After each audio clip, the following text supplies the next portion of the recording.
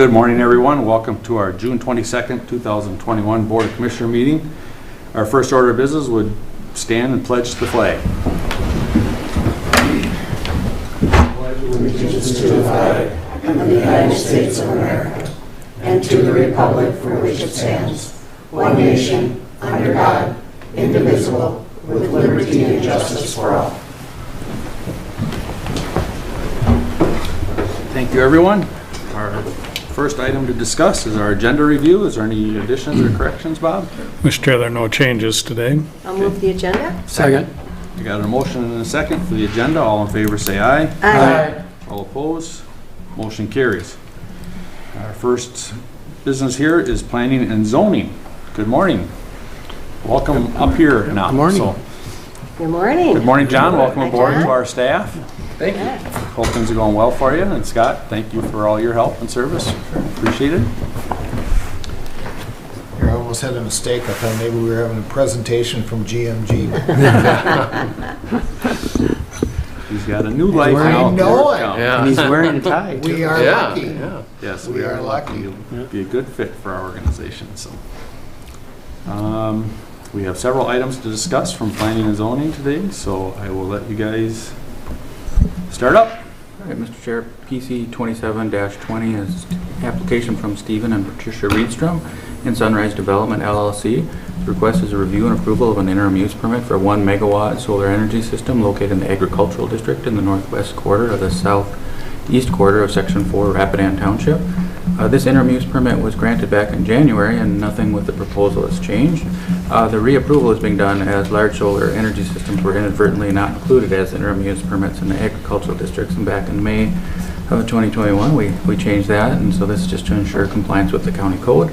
At the Planning Commission meeting, staff presented the report. A representative of the applicants was there for questions from the Planning Commission.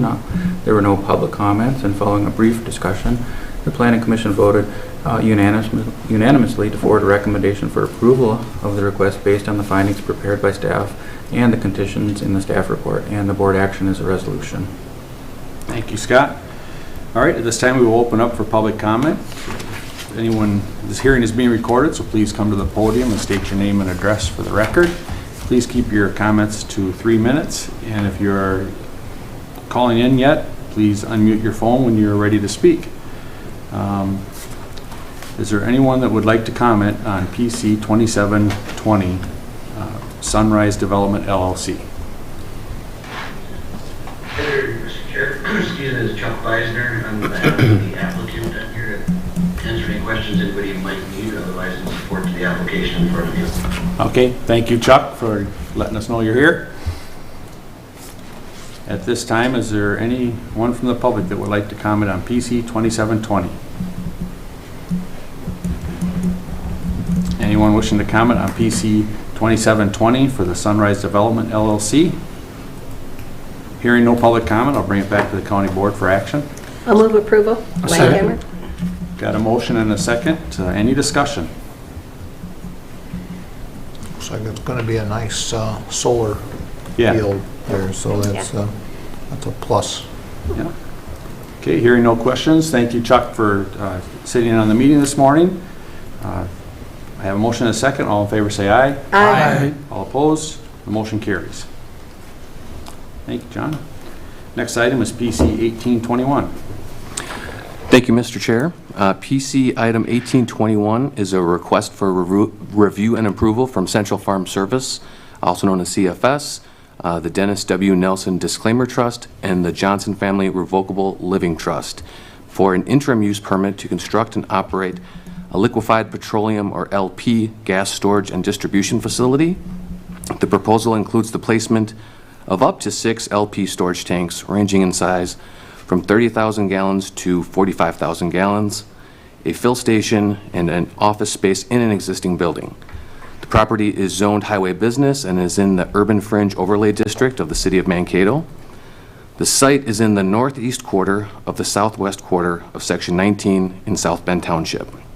The site address is 53787 State Highway 60, Mankato, Minnesota 56001. At the Planning Commission meeting, staff presented the report. The applicants were linked into the virtual meeting and were available to answer any questions. There was no public comment. The chair asked the Planning Commission for their comments and review of the staff's findings. Following the discussion, the Planning Commission forwarded a recommendation of approval for the request based on the findings prepared by staff and the conditions proposed, and the board action was resolution. Thank you, John.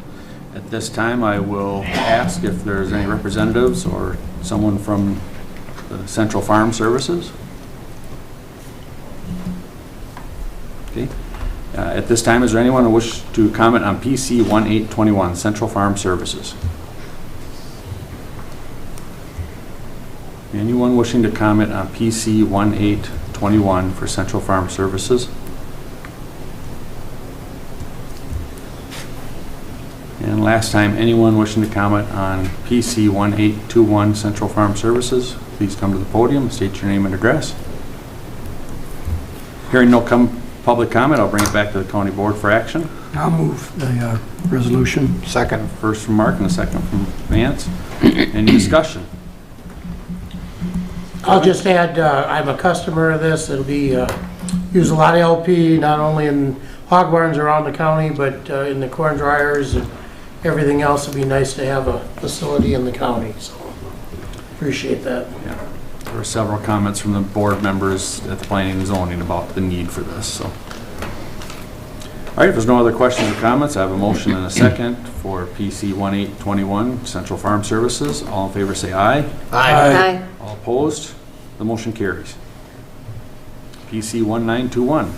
Yeah, this is a request from Daniel, Stacy, and Jade Williams. It's a request for review and approval of an interim use permit for grading and filling more than 50 cubic yards in the shoreline of the Maple River. The purpose of the project is to construct a driveway to allow access to the property adjacent to the river to install riprap below an actively eroding bluff. The project is in the Conservation District, and it's in the southwest quarter of the southeast quarter of Section 3, Lyra Township. At the Planning Commission meeting, staff presented the report. The applicants were linked into the meeting, and they agreed with the detail in the report and indicated that they will likely be constructing a home on the property in the future. There was no public comments. The chair asked the Planning Commission for comments, and the members thanked the applicants for their taking a progressive approach to fixing the erosion problems on the property, and they had no other comments or questions. And then following discussion, the Planning Commission forwarded a recommendation for approval of the request based on the findings prepared by staff and the conditions in the staff report. And the board action is a resolution. Thank you, Scott, for the report. At this time, I will open up the public comment portion of our hearing. If there is anyone from the public who would like to comment, please come to the podium, state your name and address for the record. Please keep your comments to 3 minutes and unmute your phone if you're online. Is there anybody from the applicant in the audience? Good morning. Good morning. I'm Stacy Williams. My husband Daniel is here, and if you have any questions, we're certainly able to answer those for you. Okay, thank you, Stacy. Yep. Could we get your address for the record? yeah. Oh, Thanks, Bob. 510 Range Street, North Mankato. Thank you, Bob. Anyone else from the public would like to comment on PC 1921? Anyone wishing to comment on PC 1921? Hearing none, I'll close the public portion of the hearing and bring it back to the county board for action. Move to approve. Got a motion and a second for approval. Any questions or comments? Mr. Chair, my only comment is I really appreciate you addressing the erosion that's going on right now. I just think that's really critical, so I think that's a really positive thing. Yep, very positive. Yes, this is going to be a very large undertaking on their part. We acknowledge that at planning and zoning, and the plans are very detailed, and it's a benefit to the whole entire county and state for that matter. So thank you for doing that. If there's no other public or no other comments from the county board on PC 1921 for the Williamses, I will ask for a motion or ask for a vote. I'll say aye if you. I'll say aye. No, if you. Motion carries. And that's it, huh? That's it. I thought we had one other item, but thank you. Thank you. We like planning. Did all right for, yeah. You know, John, it always Four. goes, John, it's always this quick. Yeah. John, it's always this It's quick. always this quick. Yeah. Not. Thank you. Thanks, John.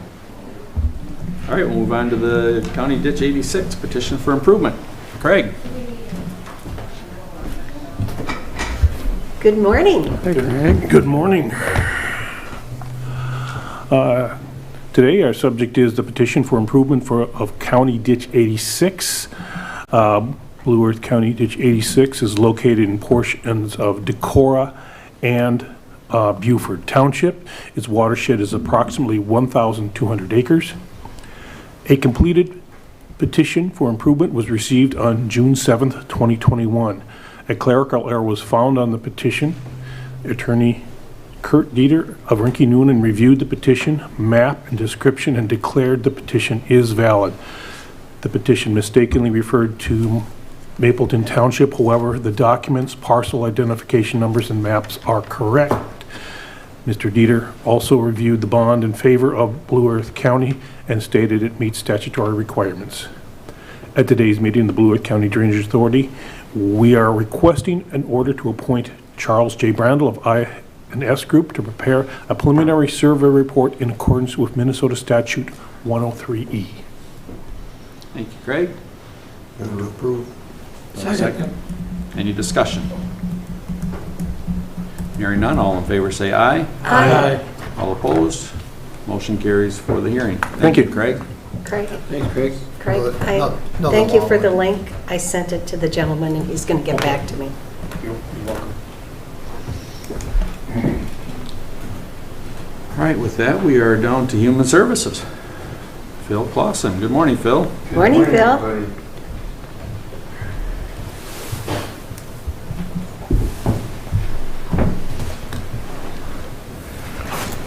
Mr. Chair, I do have a couple things I'd like to pass out, if that's okay with you. Sure. Hand them over, Stephanie's way.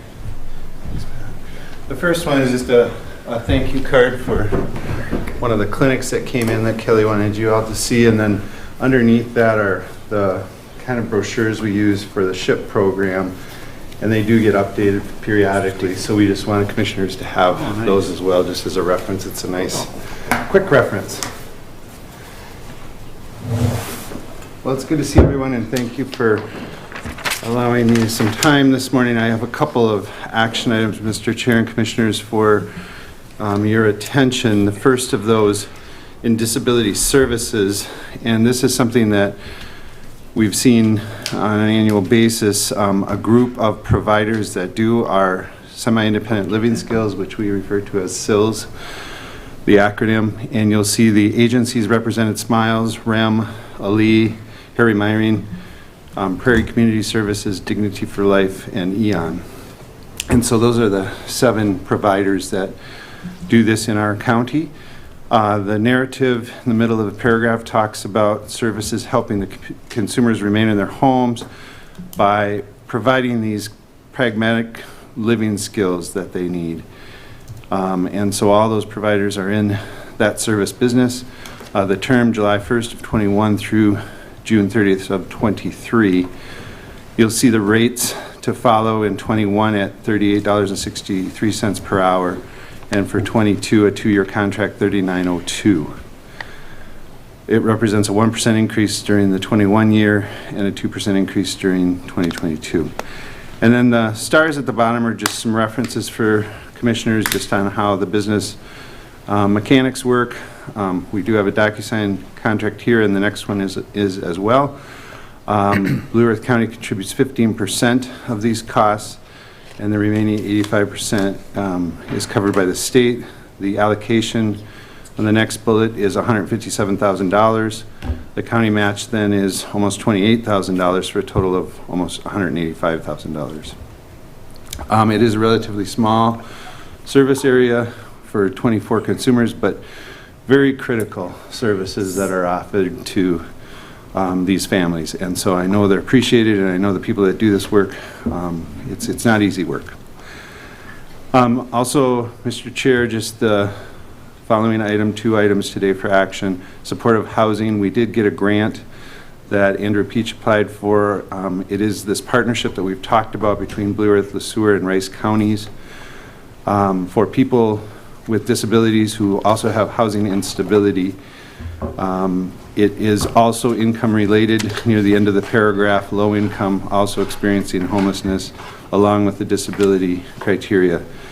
And then the second goal is streamlining administration and monitoring the activities related to supportive housing. We talk about that a lot, but we do have kind of a smaller group here of 3 counties where I think we can look at how do we do this work. It gets awfully complex, as you all know, and there's layers that are often added over time through the legislative process. And so I'm hoping we can really try to hold to that administrative simplification goal.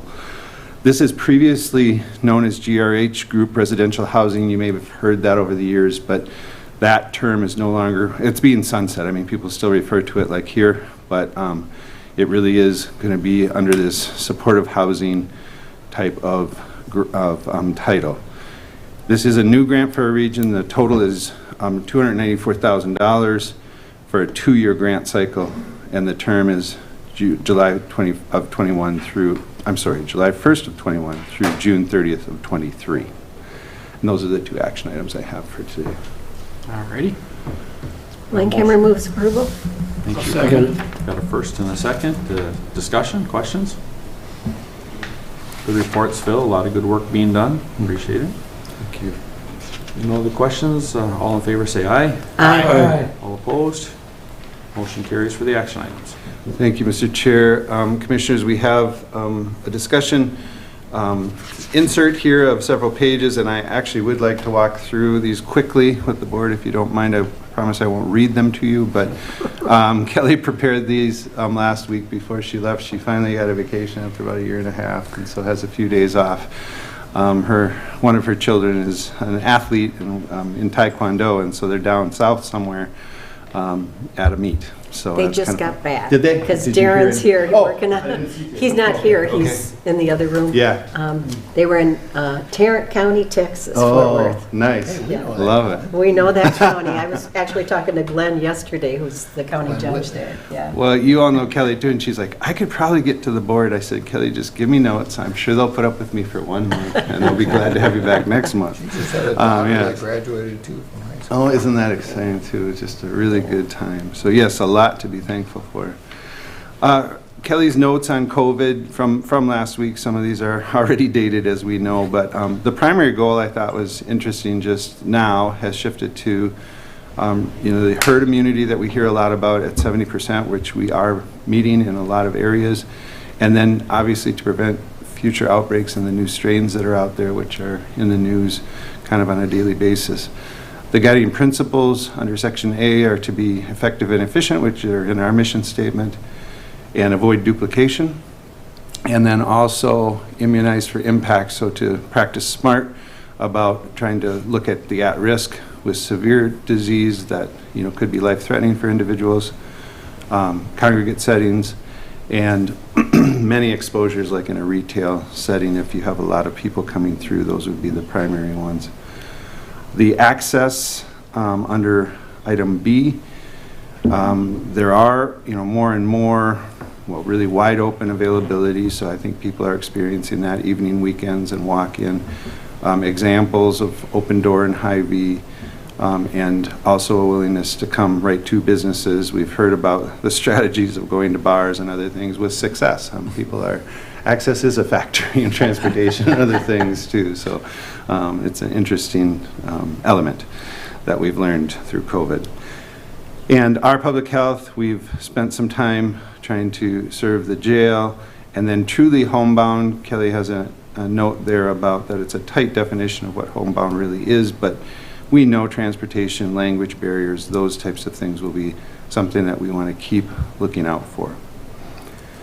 And under Section C, again, this is where I was saying it's already a little dated, but as of June 6th, we had 1.39% positivity rate, and this is down from 6.4 the week before, which is down from 12.3 a month ago. And that's, yes, what we've all worked for, what you guys have been hoping for. Yeah, so that trend line is really what we've been working towards, and So very the plan pleased. worked.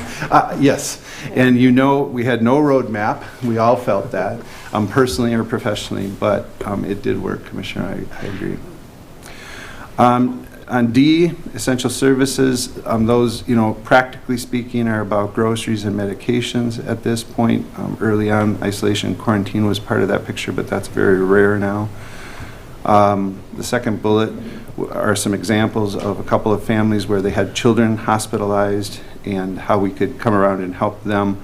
And those were referred through the financial assistance unit. And I always like to see that, of course, from my chair, that one hand knows what the other hand's doing, and we get these cross referrals. Sometimes it's easy to live in our silos. And then the last bullet in that section, some more complicated cases with Children and Family Services and others within the mental health center as well, where we try to use a multidisciplinary team approach. And I like the note at the end that they always come through on Fridays and over weekends. That's a given. We know that that's going to happen. So, other efforts, promoting the vaccine connector. Jesse has been a great partner to us as far as getting word out and for the state and for ourselves as far as clinic activity. The transitional activities as part of the South Central Healthcare Coalition. I am a step removed from Kelly's work with that group, but I think they've been very successful too, and you said it worked. I think those partnerships, again, because of the silos, sometimes become bureaucratized, and this group isn't that way. And so I think as we look to the future and try to plan, we want to build around those good partnerships that have come out of this and been tested now, and we know that they can be functional. We do respond to a lot of requests and inquiries, questions, kind of all over the map. In the bullets underneath, you'll see some examples of supporting the at-home project, Minnesota Council of Churches, United Way, Project Community Connect, for examples. Last week there was some talk. I do not know how this turned out in the end. There were some communication breakdowns at times with MDH, but they do have buses that they want to bring down, especially if we can target areas. Part of the issue, and Bob and I talked about this briefly, but sometimes they say, well, maybe Somali population or maybe open door, but we might be doing the very same thing, and so the kind of statewide versus local coordination of communication is a really important piece of that, and sometimes that's been, I said about, we kind of started with some hiccups, and this one was a little bit of a hiccup too, just we weren't sure when we had that goal about not duplicating that issue is going to be big into the future, because I think there's more targeted need now as opposed to broad need in the community. And then responding to MDH and other surveys, there's always the survey part, and I do think it is important that we capture what we're learning along the way, so we don't want to miss that, especially at this juncture.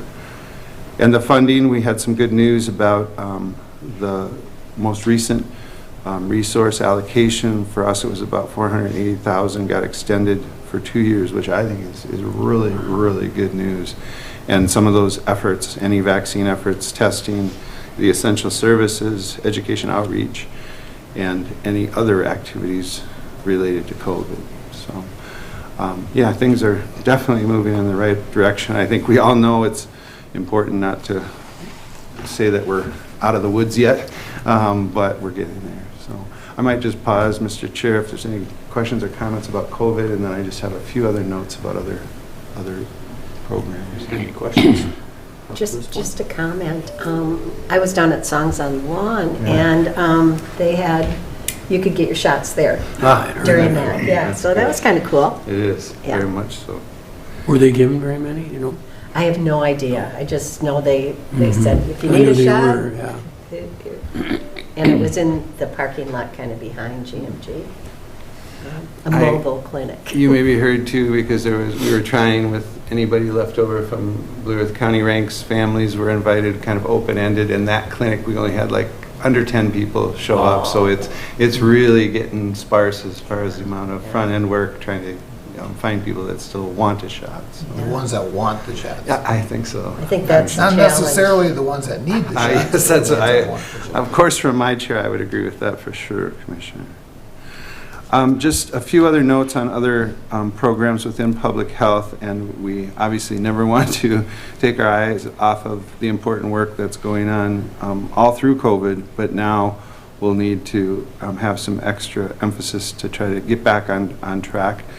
MTRAC, our immunization registry, multi-county project, is obviously still doing their work and looking at preventing other diseases that we don't ignore any of these. We know in our area here, the issue with tuberculosis has always been a big deal. There's no vaccine for that, but the disease prevention control group in public health have now shifted a focus there, and there's a note lower here on that. You'll see the listing of some of the most common immunizations we do for MTRAC, and we track all that, and there is a joint powers board formed around this with the other participating counties, and we talk on a very regular basis about getting the word out and also making sure kids get their shots. Mr. Chair, how are we doing it, with parents deciding not to give their kids shots? Commissioner, I would still say it's very rare that that's Okay. there. It's obviously their right to object and to conscientiously say no. Probably a lot like where we're at with COVID, that Okay. we're not going to make people take these shots. But it is, the incidence of that are very, very low, much under 1% of people that should be immunized.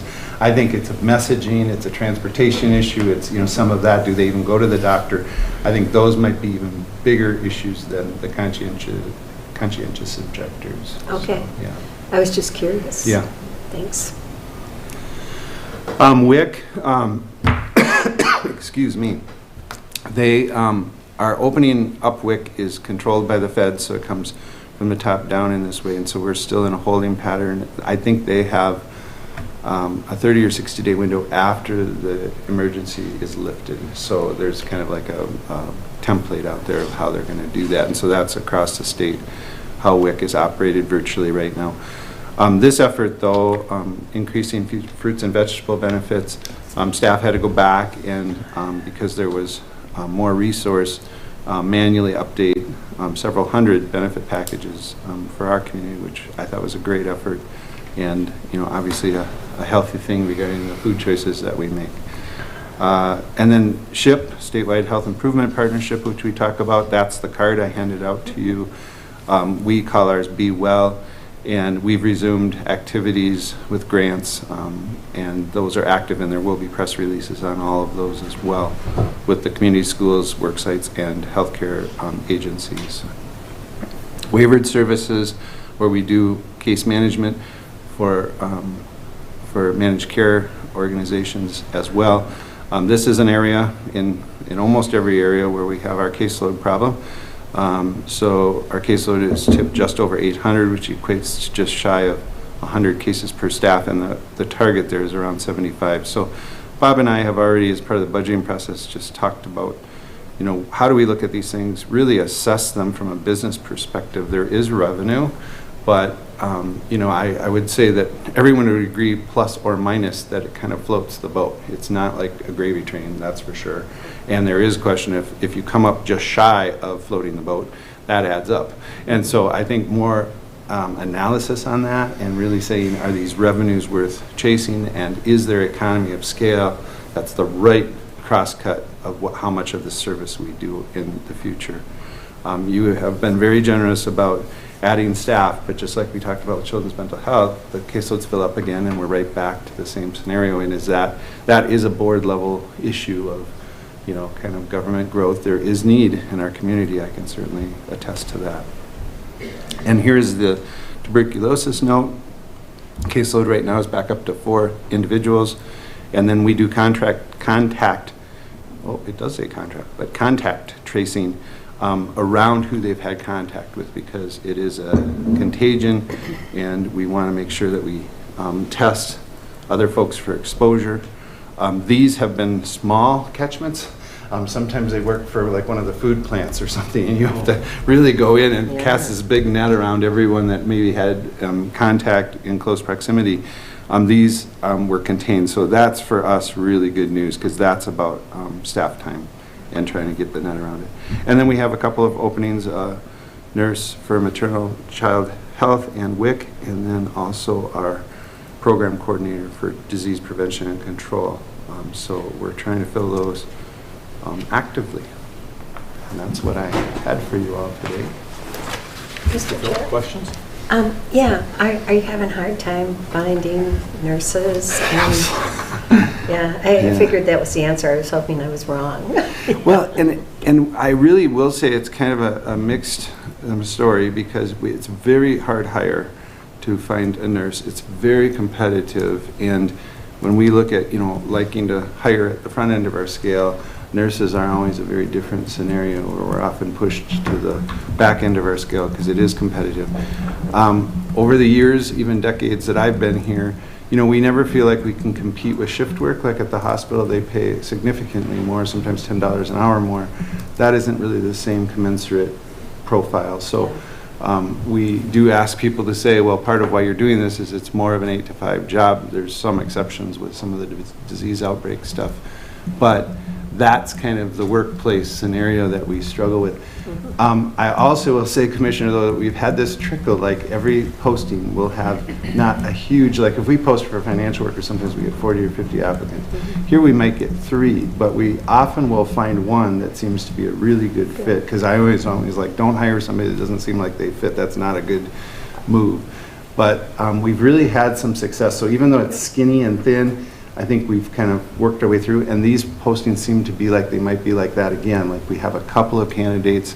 For a while, I remember years ago, we would post for a nurse and get no response, and would just leave it an open posting, just say anybody that ever wants to work here, just apply and we'll talk to you.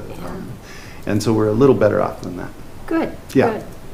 We had this discussion this morning at the Airport Commission. How do you like that? And nurses, with the community college and the university here, and there's such a need for nursing that it's really challenging. Yes. The hospital, I guess, is having really challenging times trying to find enough. So. Well, I won't overstay my welcome, but the psychiatric story, when Dr. Barnes was here early, it was part of the requirement that you had an MD in your clinic, and now they've changed that, so advanced practice nursing have really helped that. Here, I think the story will be the LPN level of credentialing, that even in our clinic that we're saying, can we find LPNs? They still are at the high end of the nursing scale for that, but we're not competing with some of that shift work at the hospital, so to speak, that pays extremely well. And so we're trying to, adjust to kind of some of those workforce issues that are out there. So it's a hot topic, yeah. Thank you. Yes. Other questions or comments? Thanks, Phil. Thank you all. It's good to Have see a you. great day. Thank you. Same to you. Thanks, Phil. Mr. Chair, we are running a little fast today, so we may need to jump to do some administrative items while we're waiting for John to arrive. That works. Works for us. Yep.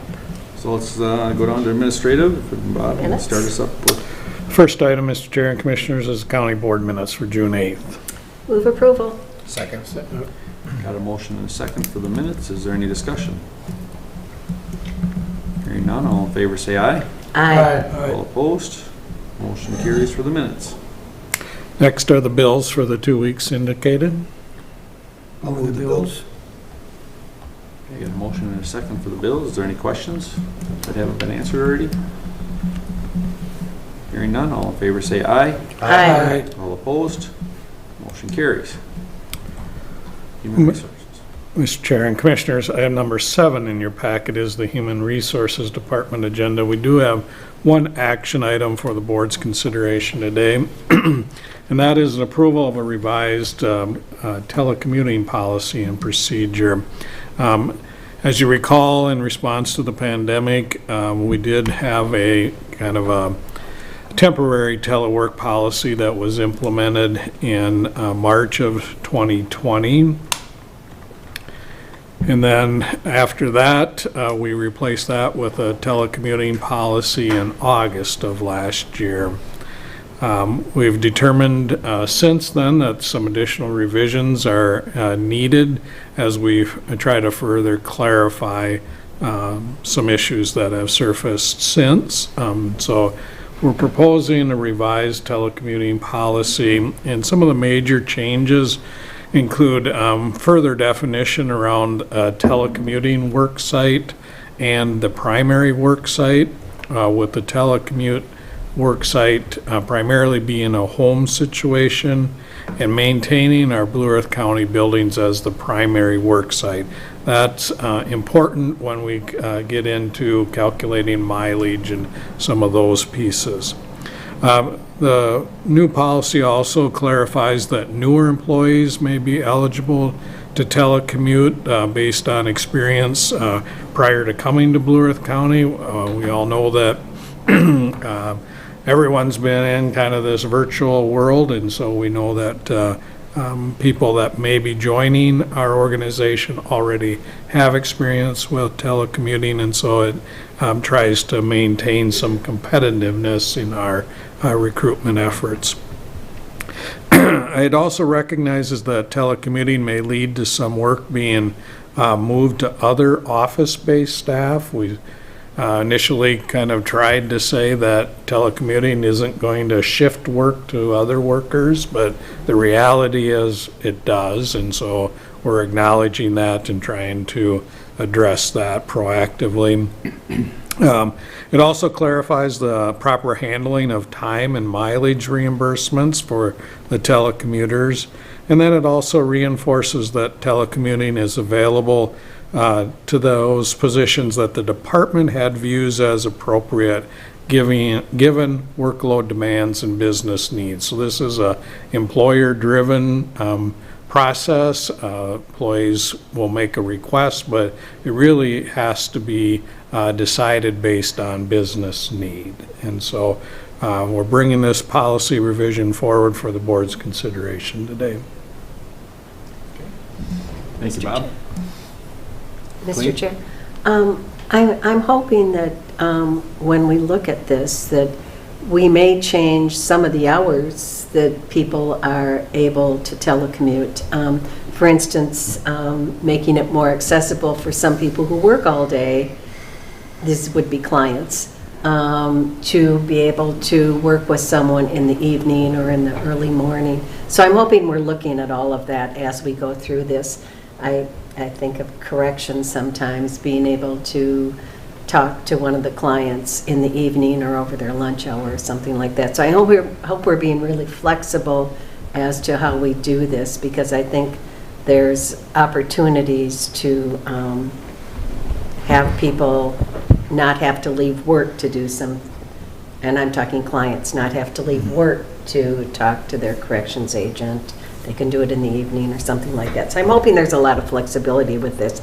It looks like a good proposal to me, but I just hope our supervisors and department heads are also flexible and figuring out how to do this in the best possible way. Because we're not an 8-to-5 organization anymore, as far as I'm concerned. Was that a motion? Oh, I'll move it. I'll second. All right, got a motion and a second. Other comments? It sounds like a great idea. Obviously, you know, with the year of COVID, that lasted about a year and a half, actually. You know, things have been revised. Things have been changed. We've learned how to use Zoom. We've learned how to use Google Meets. Things have changed, and hopefully the county is going to advance with the changes and do the proper thing.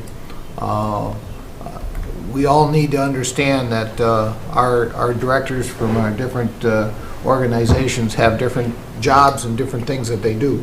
And sometimes it works, sometimes it doesn't work. And we do trust what they say, and this is a great, you know, I read this through and it seems like a great policy, so I think it will be good. Thank you, Vance. Other comments? I have one comment. It's about experiment, evaluate, and adjust. Yeah. And I think that's what we're doing as we've gone through this, and we will continue to do that. I always like that term. Well, things are always changing and always moving, so. Yep. Got to be able to move with the times. I've got a question, not about this, but after this. So when we get done with the vote here, I'd like to ask. Okay. All right, any other comments? Hearing none, all in favor of the new policy for the commute, say aye. Aye. All opposed? Motion carries. Well, during the emergency that the governor put out, we were able to use Zoom to get into meetings. Will that continue after it's done with? Can the board members continue to use Zoom after the emergency conditions are done with? Like a month from now, if we are somewhere, can we Zoom into a meeting and be part of it? There have been legislative changes that have adjusted the open meeting law that does grant the board the option to conduct work via virtual means, I believe up to 3 times a year, that a member can be off-site, so to speak. Okay. But we'd have to kind of analyze those changes and make sure that we're in compliance going forward. But there have been adjustments that I think are targeted at recognizing that the virtual world is here to stay. If there's a way that you could, write those rules up so we could take a look at them, so, I mean, if we're somewhere, we're at a conference somewhere, but there's going to be a board meeting, it's important for us to be involved. Yeah, and I think that is the crux of what is now allowed, that you'd have that option available to you. Okay. Mr. Chair, if I could say something. I have a law clerk that's going through this right now, just to put in place what the changes are. Oh, sorry? So we can get something to you. That'd be awesome. Thank you very much. And I should have asked this of Phil. The emergency powers and the Health and Human Services bill has not passed yet. But I'm just wondering what the impacts are going to be. And it sounds like the emergency powers are probably going to go away. It sounds like that's one of the... It's going to be part of the budget deal. Yeah. It sounds like. The global, yeah. So I'm really curious as to, and I know we'll know more, but I'm concerned about those emergency powers going away, especially in human services. So I guess we'll see what happens, but. Phil and I did chat about that a little bit last week, and it does sound like it will be soon when some of those waivers will start to fade away, and there's going to be more of that requirement to meet face-to-face, and some of those kind of return to what was, whether you want to call it normal or not, what's normal now versus what we used to have to do. But we are actively kind of preparing for what could come. Yeah. The sad thing is there are some things that have worked so well with virtual, and if that all goes away, it's a sad commentary from my perspective. There'll be some hybrids out there, I'm sure. Mm-hmm. All right, Bob, why don't you finish up the informational items then? Sure. Well, we have actually a couple of resignations of correctional officers, so item A and C here, A and E, pardon me. So we've initiated recruitment to refill those positions. We also had a resignation of a legal assistant in the county attorney's office, so we've initiated recruitment to fill that position. We have filled a library clerk, a part-time position there, as well as a senior account clerk in our finance office. We completed filling an M-Track coordinator position, basically taking a temporary employee that had been working with us for some time and making them a permanent county employee. And then we've initiated recruitment for a child and adult protection assessment worker. Be happy to answer any questions the board might have on any of those items. Any questions on those items from the board? Okay. Seeing none, we will go to community corrections. John. Morning, John. Good morning, John. Good morning, John. Morning, John. Mr. Chair, Commissioners. Got a couple items for us today? Yes, this morning I have 2 items for you. I believe the first that will be up there is going to be the drug court contract cooperative agreement. So this is an agreement between Blue Earth County Community Corrections and the state of Minnesota through the 5th Judicial District. So this is an ongoing collaboration partnership that we've had that is an agreement to provide basically probation services to the clients in the Blue Earth County Adult Treatment Court. This agreement would start July 1st and go until June 30th of 2023, would be $90,000 each year for a total amount of $180,000. It's been a long-standing relationship that we've had with them. Basically helps us to cover some of the expenses related to the probation officers that work with our adult treatment court. And so we've had a good relationship with them, and this is just a continuation of that. All right. Do I have a motion to accept? So moved. Second. Got a motion and a second to approve the drug court grant. Any questions or comments? Just a comment.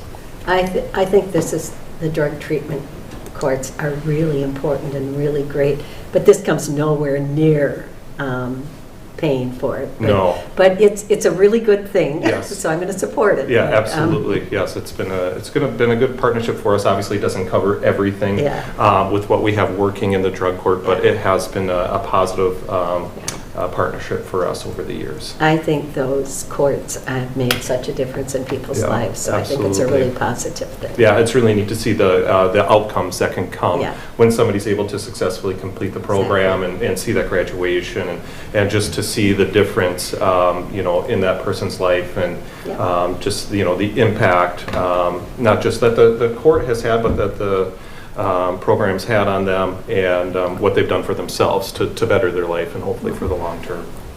It's a good thing. Yes. Blue Earth County has always taken the leading edge on this, and I really appreciate what the work you do and the work Pat does with the veterans courts and stuff. It's just good stuff. It's good stuff, and it really makes Blue Earth County look good. Yeah, and also we have, the Family Dependency Treatment Court, not necessarily my department's, fully involved in, it's more on the child protection side, but we have some overlap there as well with some of the clients in there that may be on supervision to us. So we're very fortunate to have the specialty courts that we have and have different judges each assigned to each one of those specialty courts too. It's really a great thing to have for us here. Good stuff. Yeah. Well, and Colleen, we had this conversation when we started this program, is how we're going to fund it in the future, because we figured it was going to be a good program, but the county board was willing to take a risk at that time. I think the first grant was 2 or 3 years. Yeah. I was here. It was 2 or 3 years, I think, and that's the discussion we had, is that what are we going to do when the funding runs out? Luckily, it doesn't run out altogether. It still ain't enough, but at least some funding has been forwarded with it. Yeah, this is the same dollar amount that we received during the last contract as well. So this is continuation of that at the same rate. I think giving people that leg up makes all the difference, and I think it's well worth supporting and infusing. I can't even say it. Putting property tax dollars into it, I think is worth it. Yeah, it's hard to quantify what we're saving. You never know. It's impossible, but we are convinced that it's working. And keeping people out of that criminal justice system that may be coming in, through again and again and again. Absolutely. Give second chances sometimes. Oh, yeah. Third and fourth. Yeah, absolutely. And there's, some people say it takes 7 times before you realize, that, and like you said, for it to click is very true. So you have to keep giving them, we sometimes call it dosage, have another dose of treatment, another dose of treatment. We're going to try it again. Maybe it didn't stick last time, but hopefully this is the time that it sticks for you. Okay. Did I get a motion and a second on that one? Yep. You did. I did, okay. Good discussion. Thank you, John, for the answers. Got a motion and a second. Is there any other discussion? All in favor say aye. Aye. All opposed? Motion carries for the grant. All right. Thank you. Thank you. Okay, on to agenda item number 2 for me. This is an advisory board appointment. This is a replacement. I'm just respectfully requesting that we appoint Mariana Joffrey to the Blue Earth County Community Corrections Advisory Board. So this term, she is taking the place of Tegan Jass. Tegan had been on the board for a couple of years. Tegan graduated high school and is now a college student and just hasn't been able to make it work with her schedule. So actually I was presenting virtually to a class at Mankato West, and I knew that Tegan was potentially going to have to drop, and so I was presenting and I just said to the class, I said, well, if anybody's interested in the advisory board, I may have an opening. And so this student, Marianne Joffrey, reached out to her teacher, and we got connected and we talked, we chatted over the phone. And so she was interested, and I said, well, it sounds like a great idea. So she's a 9th grade student at, well, she'll be going into the 10th grade at Mankato West. Wow. Commissioner District 1. And so she had expressed interest to her teacher, and I thought, great fit. You know, after meeting with her, I just thought it would be really good to bring her on board. She seemed really interested, and so I'm just respectfully requesting that she be approved for the board. Her spot and all of the spots would be up at the end of this calendar year. They'd be up for reappointment at that time. Okay. So I'll move approval. Second. First and a second for the appointment. Any discussion? All in favor say aye. Aye. All opposed? Motion carries for the appointment. Thank you, John. thank you. Have a great day. Thank you. We'll go back down to Emergency Management Performance Grant. Well, Mr. Chair and Commissioners, item number 8 in your packet is a brief memo and a grant agreement. The Sheriff's Office has been awarded a 2020 Emergency Management Performance Grant. This is a 50-50 matching grant of $37,252.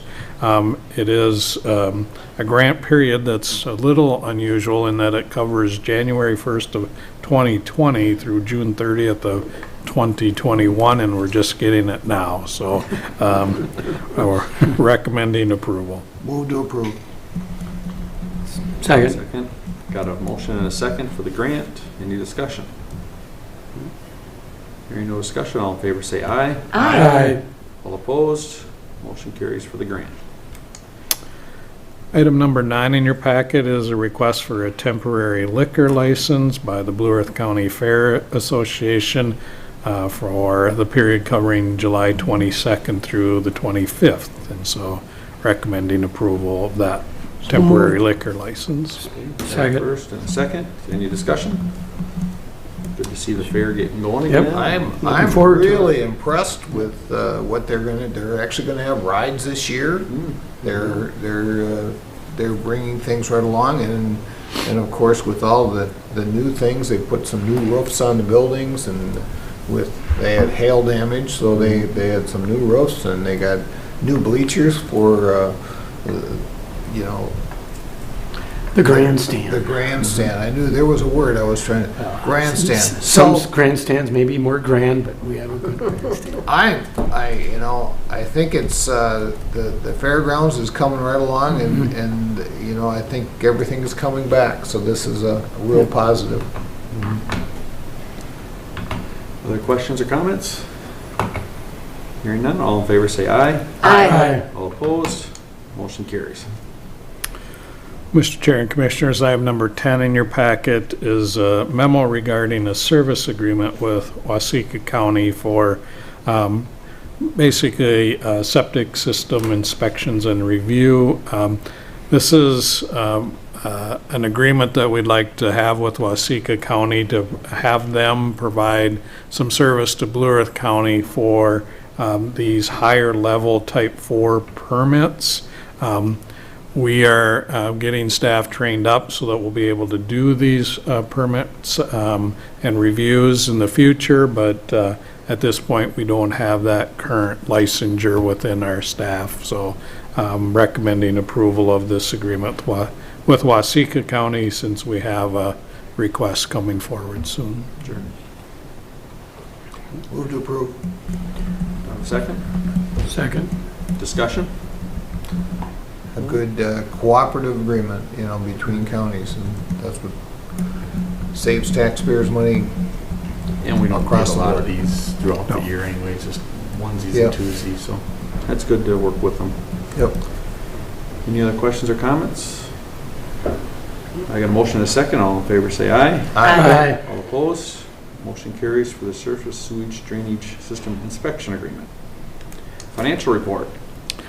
Yes, Mr. Chair, we have at tab 11, the financial status report for May 31st. This obviously is the first of these reports this year that includes the local tax levy, so you'll see that we recorded over $21 million of local tax levy receipts this month. That represents just under 54% of our annual budget for the levy. So again, those first half tax collections came in strong. You'll see that our total revenues sit at 51.5% of our budget. So again, we're running a little strong at that point in the year, obviously. With the tax levy collections, that helps, but you'll see other revenue lines that are also running kind of above what we would expect at this point in the year. So it's been a solid first 5 months of the year in terms of revenue. On the expenditure side, you'll see that our expenditures are at $37.7 million. That's 33% of our budget estimates at this point. So the expenditure side is running a little bit behind. That's fairly typical with our public works contracts and fees. Just sort of getting started at this point. We'll see that pick up over the course of the summer, but everything looks good at this point in the year from those perspectives. Yeah, it looks like the only negative is the interest on investments. Yeah. Yeah, and most of that is the value of our investments. The market values have changed. We are generating some interest at a low level, but they're being offset by those market conditions. On the enterprise fund, you'll see that for the Ponderosa, total revenues are at just about 1.5 million, where expenditures are at 900,000. So that is running in a healthy position this year, mostly because we don't have any cell construction that's going on, and the machinery costs are low at this point, but that may change. The second page then has our cash and investment balances. You'll see, again, we're kind of at the high point of the year with the tax collections, with our total available funds towards the top there at 73.6 million. Total county funds sit at 137 million. We'll see that number go down throughout the rest of the year. It does also include those federal American Rescue Plan funds did arrive at 6.5 million, so that did obviously give another little boost to our cash funds. Be happy to answer any questions the board might have. How much more we have coming from that account then? Well, they're doing it in two payments. The first one this year at 6.5 million, and then next year about this time we'll get another 6.5. I was saying it was all coming in this year, but that's, thank you. Any questions on the financials for the county?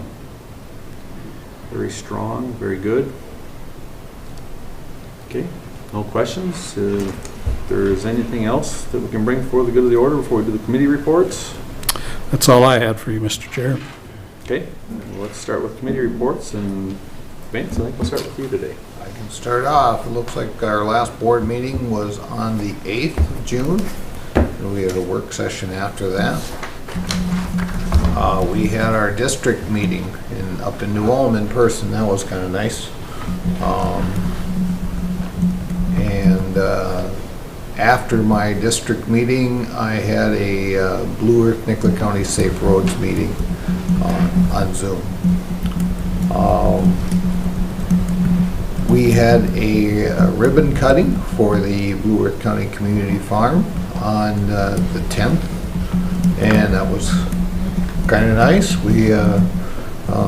GMG came out and did a ribbon cutting. That evening, I had a library board meeting. Library board is, they're kicking off their summer reading stuff, and they're getting right back to where they were before COVID. So they're doing an amazing job.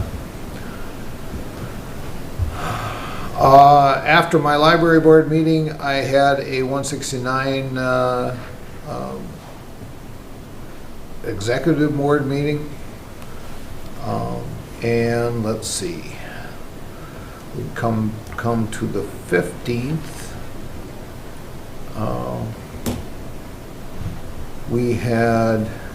I had a Central Region meeting. You were on that one, weren't I you? was on that one, yep. And then I had a NACO transportation meeting on the 15th also. Mary and I went down on the 16th and read to the kids in the park. They had a library in the park, and that was kind of fun. Mary, they have a moose costume, and she was able to be Mary Moose. Oh. You know, I probably would have put it on, but the costume wouldn't have fit me. Then on the 17th, I had a TDS meeting, and that evening I went to the send-off for Marcia Danielson. She's going to be president for Community College in Winona. Winona. That's it. That's the easiest way to say it. Kind of nice to be seen and surprise the person, like, I didn't expect you to be here. You know, so, but she was the one that actually hired me on as a volunteer working in the schools for diversity. And that was, 16 years ago. So, on the 18th, I had a RAC monthly meeting, and actually was able to introduce Mary Jo McGuire to the RAC members. So that was kind of fun. On the 19th, I went downtown for the Juneteenth celebration. And I guess that's the end of my meeting. Thank you, Vance. Thank you. Clean. Stuff that hasn't been mentioned yet, on the 8th, I went to the United Way Top Executives Leadership Luncheon, which gave awards to various people and businesses in town. It was really well attended and really nicely done. I had InterGov on the 10th, Kip and I did, and I thought that went well. And then I had a White House briefing on the American Rescue Plan that afternoon. On the 11th, the South Central Energy Group, Molly from our staff, was a presenter on waste to energy and where do we go from here. She did a really nice job. She does a good job. Yeah, I thought it was she really did a nice job. I didn't realize all the stuff we were doing in that, so that's always good. On the 14th, I spent 5 hours standing at hole 3 on North Links for the WISE golf tournament. It was hot and standing there for a long time. On the 16th, I had Southwest Minnesota Housing Partnership recruitment. We are getting a new gentleman from Wilmer who runs our welcoming organization and some diversity on the board, so that's really good. That night I had a Region 9 meeting. I actually brought this along, the trends for population, employment trends, and inflow and outflow of earnings. If anybody's interested, it's kind of interesting by each county. Yeah. And then on the 17th, I had Climate Smart Communities, which is that partnership with Germany. on what are we doing, how do we do this, how do we do more renewables and that type of thing better. So that was good. And this morning I had Airport Commission meeting, just a couple things. August 15th is the flight breakfast, if anybody's interested, from 7 a.m. to 1 p.m. at the airport. The 2023 air show will be June 17th and 18th. They're hoping to get the Blue Angels there. Sean Schlesinger, who used to be at Region 9, is now working for the city of Mankato, and the airport will be part of his purview. That's because he was in the Air Force. Was he in the Air Force? I wasn't sure which branch he was in. I don't know if that's, but yeah. he knows what a plane is anyway. And the city of Mankato will be doing a work session on August 2nd at the airport at 6 p.m. to talk about the tower. I'm hoping they support the tower. When is that? August 2nd at 6 p.m. And it will be virtual also because they're going to do it in the conference room there, which isn't that big. But yeah, I think that as I said, I went up with Fred Lutz the other day, and half the time you can't understand what people are saying on the radio, and the other half you have to have them in your sight, and if they're above you or below you, you can't see them. And there's a lot of inexperienced pilots, so that would make a big difference. And GMG had an international virtual thing the other day, and there's some companies from other countries that are interested in Mankato. But we want to make sure that our airport is safe and that they'll fly here as opposed to, I know Kevin has said that some people won't come here because of the inexperienced pilots without a tower. So hopefully they'll do that. The city will make that decision. That's all I have, sir. Thank you, Colleen. Mark? Mine is relatively short. We did have the work session on the 8th. It was productive. And then had our AMC District 7 live, and that was a good event. And good to see everybody I haven't seen for a long time. And I missed one thing, but the only other thing I did go to on the 17th of June was the Boy Scouts had their values event, and actually one of their recipients was Bakata Hayes, but he unfortunately couldn't make it, I guess, but that was a good event, and that really kind of concludes what I was able to get to. Yep. Thank you, Mark. Kevin? Well, work session and AMC has been mentioned. Also participated in Soil Water Conservation District meeting on June 10th. Attended Extension Committee meeting on June 17th. We were in person, as well as had a union negotiations review with Bob and Josh.